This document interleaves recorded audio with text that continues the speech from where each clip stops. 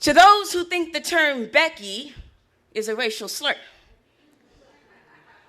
the term Becky isn't racial, it's historical.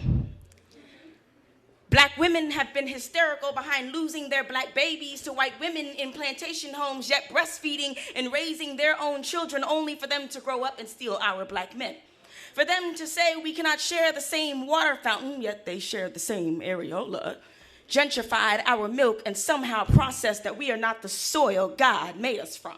Somehow, Kylie or Rachel always seem to desire the injections of our lips, the tint of our sun-kissed melanin, and the natural silhouette of our bodies. Somewhere in Alabama, Mississippi, South Carolina, Becky is using her long, bona fide tresses to secure an African-American man who has left a void in his household to tend to her submissiveness.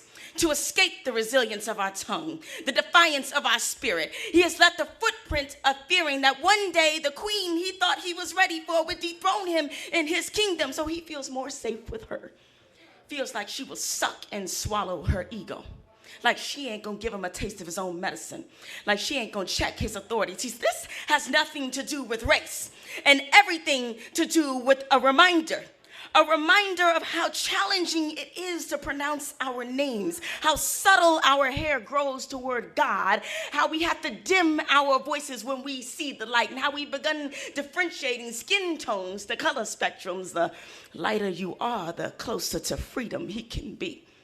This is a reminder how in 1955, Becky was offended by the wayward glance of one of our green-eyed sons, his eyes gouged out, open casket for all the world to see. I agree.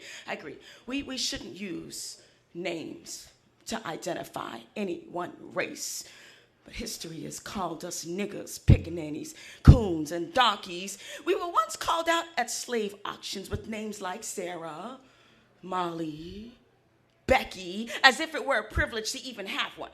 So now, when we say our names, they have weight, they have meaning, they have purpose, they have wisdom with every enunciated syllable. So yes, when our men are afraid of their shadows, when they cannot escape their skeletons, when the smell of our sweet peach reminds him of where he came from, Sankofa, Jinami, rice, diamonds, gold, Oshun, Kente, cocoa butter, hot combs, cassava, head wraps, when he forgets twerking is an African-American ritual dance and not sexual entrapment, when he cannot look at me as his black queen and see a reflection of the man he truly is. If he chooses to test his margins between infidelity and disloyalty, well then yes, he better call Becky with the good hair.